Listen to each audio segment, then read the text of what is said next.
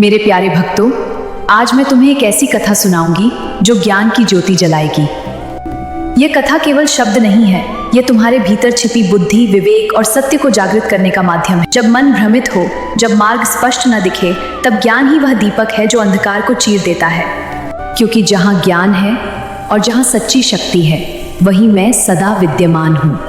इसलिए हे भक्तों, इस पावन कथा को पूरे ध्यान और श्रद्धा के साथ अंत तक अवश्य सुनना। बीच में कथा छोड़कर जाना अशुभ माना गया है और ऐसा करने से पुण्य फल नहीं मिलता, बल्कि यह महापाप के समान है। सभी श्रद्धालु साथियों को वसंत पंचमी के पावन अवसर पर हार्दिक शुभकामनाएं। जय मां सरस्वती। वसंत पंचमी जगत जननी मां सरस्वती की आराधना का अत्यंत पवित्र पर्व है। यह दिन मात्र उत्सव नहीं, बल्कि ज्ञान, विवेक, वाणी, कला और सद्बुद्धि के जागरण का दिव्य अवसर है। शास्त्रों में स्पष्ट कहा गया है कि कथा श्रवण के बिना पूजा पूर्ण फलदायी नहीं होती। प्रिय साथियों, इस कथा को अंत तक अवश्य सुनें। और हाँ, वीडियो के बिल्कुल अंत में मां सरस्वती विद्यादानी की महत्वपूर्ण दिव्य वाणी दी गई है। उसे सुनना आपके आत्मिक उत्थान के लिए अत्यंत आवश्यक है। अब सुनिए उस युग की कथा। यह कथा उस कालखंड की है जब धरती पर ज्ञान का प्रकाश मध्यम पड़ने लगा था, जब विद्या का सूर्य अस्त होने को था। मनुष्य ने अपनी बुद्धि और विवेक को छल, कपट और अहंकार का साधन बना लिया था। कल्पना कीजिए, एक ऐसा भयावह युग जहां ज्ञान का मूल उद्देश्य, सत्य की खोज, आत्म कल्याण और लोक कल्याण सब भुला दिया गया। विद्या जो मनुष्य को देवत्व की ओर ले जाती थी, वही अब दानवत्व का मार्ग प्रशस्त करने लगी। गुरु, जिन्हें ज्ञान का पुनीत मंदिर कहा जाता था, वे धन के लोभ में शास्त्रों के अनमोल रत्न खुलेआम बेचने लगे। ज्ञान चाहिए, धन दो, कितना दोगे? वे मुख से अहम ब्रह्मास्मि का उच्चारण करते, पर उनका ज्ञान व्यापार बन चुका था। शिष्य भी पीछे नहीं थे। जिस विद्या से वे जगत का कल्याण कर सकते थे, उसी का उपयोग वे दूसरों को नीचा दिखाने, ठगने और झूठी श्रेष्ठता सिद्ध करने में करने लगे। ज्ञान है तो शक्ति है, वे कहते, पर उस शक्ति का उपयोग दूसरों को कुचलने के लिए। पंडित में शास्त्रार्थ केवल अहंकार की पूर्ति के लिए होते, सत्य की स्थापना के लिए नहीं। चारों ओर कुटिलता, कपट और स्वार्थ का घना अंधकार छा गया।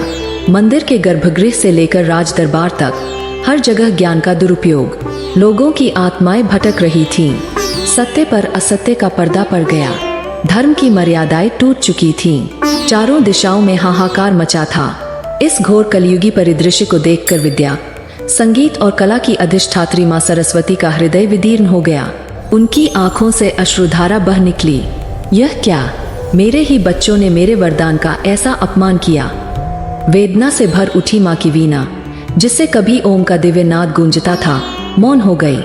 मां ने स्वयं उसे धरती पर रख दिया। धम, एक धीमी ध्वनि हुई और मानो ब्रह्मांड से संगीत व ज्ञान की समस्त तरंगे लुप्त हो गईं। वीणा रखते ही पृथ्वी से विद्या का प्रकाश धीरे धीरे लुप्त होने लगा। वेद मंत्रों के स्थान पर छलकपट की फुसफुसाहट। विद्यालयों में गुरु थे, पर ज्ञान नहीं। मंदिरों में मूर्तियां थीं, पर श्रद्धा नहीं। संसार विवेकहीन, दिशाहीन और अंधकार में टटोलता फिर रहा था। ऐसे निराशा भरे वातावरण में एक नन्ही किरण थी, एक निर्धन निश्चल बालिका। नाम था उसका अन्या। लगभग 17 वर्ष की। उसकी आंखों में संसार की कुटिलता की कोई छाया नहीं, बस अनमोल पवित्रता। गरीबी ने उसके शरीर को दुर्बल किया, पर मन को कभी मलिन नहीं कर पाई। वह एक छोटे से गांव में रहती थी, जहां अज्ञान और अभाव का साम्राज्य था, पर उसके हृदय में श्रद्धा का अखंड दीप जलता रहता। प्रतिदिन संध्या को, जब चारों ओर सन्नाटा छा जाता और लोगों के घरों में छल की आग जलती, अन्या अपनी टूटी फूटी झोपड़ी के बाहर एक पत्थर पर मिट्टी का दिया जलाती। अपनी गरीबी की कमाई से लाए तेल से वह दिया जलता। ज्योति इतनी क्षीण की मुश्किल से अपना रास्ता रोशन कर पाती, पर उस दिए के पीछे अन्या का भाव, उसकी श्रद्धा इतनी प्रबल थी कि वह पूरे ब्रह्मांड को प्रकाशित करने में सक्षम थी। वह दिया जलाकर मां सरस्वती का स्मरण करती। कोई राग नहीं, कोई शास्त्रीय संगीत नहीं, बस हृदय की अतल गहराई से निकली करुण पुकार, मां, हे मेरी वीणा वादिनी, कहाँ हो तुम? यह संसार कितना अंधकार में हो गया है। माँ, मुझे ज्ञान नहीं चाहिए, मुझे तो बस तुम्हारी उपस्थिति चाहिए। तुम्हारे बिना यह जीवन, यह जगत सब व्यर्थ है।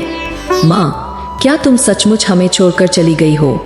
नहीं, ऐसा हो ही नहीं सकता। तुम तो ममता में हो। उसके अश्रु दिए की लौ में मिलकर और पवित्र हो जाते। वह घंटों बैठी रहती एक ही धुन में, माँ माँ आओ माँ, इस संसार को बचाओ माँ। उसकी पुकार इतनी सच्ची, इतनी निश्चल थी कि वह अनंत आकाश को भेदती हुई उन ऊंचाइयों तक पहुंच गई जहां माँ सरस्वती मौन वीणा के साथ विराजमान थीं। माँ का हृदय जो संसार के छलकपट से कठोर हो गया था, उस नन्ही बालिका की करुण पुकार से पिघल गया। ओए, कैसी अद्भुत शक्ति है इस पुकार में। माँ ने देखा उस नन्ही लौ को, उस पवित्र अश्रुधारा को। उनकी आत्मा कांप उठी। यह कौन है? इस घोर अंधकार में इतनी पवित्रता, इतनी श्रद्धा। माँ से रहा न गया। उनका हृदय व्याकुल हो उठा। नहीं, मैं अपनी संतान को ऐसे नहीं छोड़ सकती। उसी क्षण एक दिव्य प्रकाशपुंज पृथ्वी की ओर बहा, सीधे अन्या की झोपड़ी की ओर। अन्या बैठी थी, आंखों में आंसू, होठों पर माँ का नाम। अचानक झोपड़ी के आसपास अद्भुत प्रकाश फैला। वह चौंक उठी। फिर वह दृश्य, श्वेत कमल पर विराजमान, शुभ्र वस्त्र धारण किए माँ सरस्वती प्रकट हुई। वीणा अभी भी मौन थी, पर उनके मुख पर जो ममता और करुणा थी, वह ब्रह्मांड के समस्त प्रेम से भरी थी। अन्या भय से कांप उठी, पर साथ ही अनजाना सुकून भी मिला। उसके आंसू रुक गए। मेरी बच्ची, मेरी प्रिय अन्या। माँ की वाणी, जो अब तक मौन थी, पहली बार करुणा से गूंजी। तुम्हारी पुकार ने मेरे हृदय को विदीर्ण कर दिया है। तुम्हारी निश्चलता, तुम्हारा शुद्ध भाव मुझे यहाँ खींच लाया है। अन्या ने कांपते हाथों से माँ के चरण स्पर्श करने चाहे, पर माँ ने रोक दिया। नहीं बेटी, तुमने मुझे रोक दिया है। तुमने मुझे झुकने पर मजबूर कर दिया है। माँ की आंखों में भी अश्रु थे, पर वे वेदना के नहीं, ममता के थे। तुमने मुझे दिखा दिया कि अभी भी इस धरती पर सत्य जीवित है, प्रेम जीवित है। और तब माँ सरस्वती ने वे अमर शब्द कहे, जो युगों तक गूंजते रहेंगे।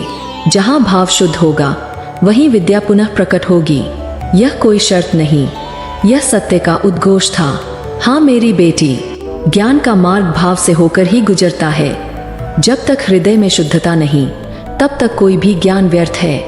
जाओ मेरे बच्चे, तुम ही मेरी वीणा हो, तुम ही मेरी ज्योति हो। अन्या ने कुछ कहा नहीं, बस माँ के चरणों में अपनी श्रद्धा अर्पित की। उस पल उसे कोई चमत्कारिक शक्ति नहीं मिली, बस हृदय में असीम शांति भर गई। माँ अंतर्धान हो गई, पर उनकी वाणी अन्या के रोम रोम में समा गई।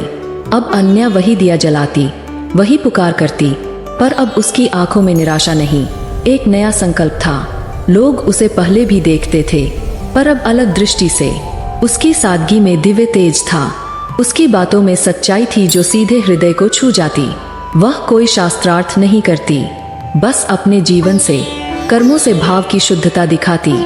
भूखे को भोजन, प्यासे को पानी, छोटे बच्चों को सरल कथाएं सुनाती, नैतिकता और प्रेम का संदेश देती।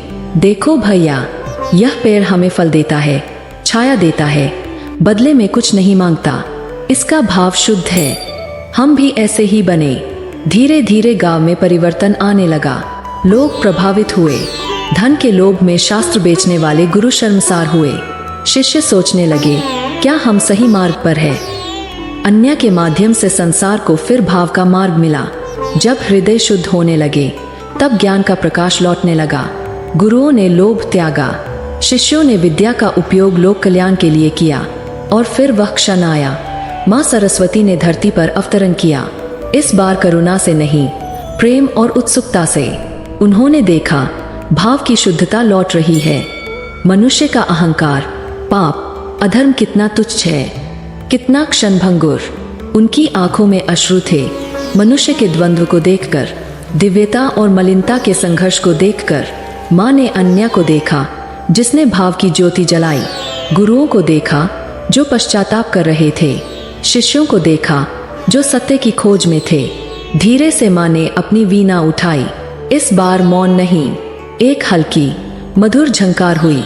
और उस झंकार के साथ ब्रह्मांड में विद्या ज्ञान का खोया नाद पुनः गूंज उठा। धरती पर प्रकाश जगमगा उठा, पर इस बार विनम्रता का, सत्य का, लोक कल्याण का। अन्या ने माँ को देखा। हृदय में कृतज्ञता का सागर उमड़ पड़ा। उसने धरती को माँ के चरणों में अर्पित कर दिया। संसार ने एक नए युग की शुरुआत देखी, जहाँ ज्ञान का मूल आधार भाव की शुद्धता था। माँ सरस्वती धरती पर स्थायी रूप से वास करने लगी। यह देखकर कि मनुष्य चाहे कितना भटके, उसके हृदय में प्रेम और शुद्धता की लौ सदा जलती रहती है, जो बड़े से बड़े अंधकार को चीर सकती है। और वह लौ एक नन्ही, निर्धन, निश्चल बालिका अन्या के माध्यम से ही पुनः प्रज्वलित हुई थी। आज भी जब ज्ञान का दुरुपयोग होता है, जब अहंकार और छल विद्या पर हावी होने लगते हैं, तब हमें अन्या का वह दीप याद आता है। प्रिय साथियों, वसंत पंचमी व्रत की यह पावन कथा यही समाप्त होती है। अब सुनिए माँ सरस्वती की दिव्य वाणी। जैसा मूल में है, उसे यथावत रखते हुए थोड़ा संक्षिप्त और प्रभावी बनाया जा सकता है, पर मूल भाव वही रहेगा। मैं माँ सरस्वती हूँ, जगत जननी, विद्यादानी, वाणी की अधिष्ठात्री। सुन रहे हो ना? कानों से नहीं, हृदय से सुनो। आज मेरी वाणी में आनंद नहीं, आंसू है। तुमने ज्ञान को व्यापार बना दिया, विद्या को अहंकार का हथियार, शिक्षा को छल का साधन। मैंने वीणा रख दी थी, क्योंकि तुमने माँ की तरह दी जाने वाली विद्या को बाजार में टांग दिया। पर फिर मुझे एक पुकार सुनाई दी, एक निर्धन बालिका की। माँ, ज्ञान नहीं चाहिए, बस तुम चाहिए। उसके एक आंसू ने मुझे 1000 यज्ञों से अधिक प्रिय लगा। मैं चली आई। मेरा संदेश सुन लो। यदि विद्या चाहिए तो पहले अहंकार त्यागो, यदि मैं चाहिए तो पहले मन शुद्ध करो। मैं वहाँ वास करती हूँ जहाँ ममता हो, त्याग हो, विनय हो और करुणा हो। आज भी समय है। दीप जल सकता है, वीणा बज सकती है। शर्त बस एक, भाव शुद्ध होना चाहिए। यदि यह वाणी सुनकर तुम्हारी आंख नम हुई, हृदय कांपा, आत्मा रोई, तो समझ लेना मैं अभी भी तुम्हारे पास हूँ। जय माँ सरस्वती। उनकी कृपा आप सब पर सदा बनी रहे।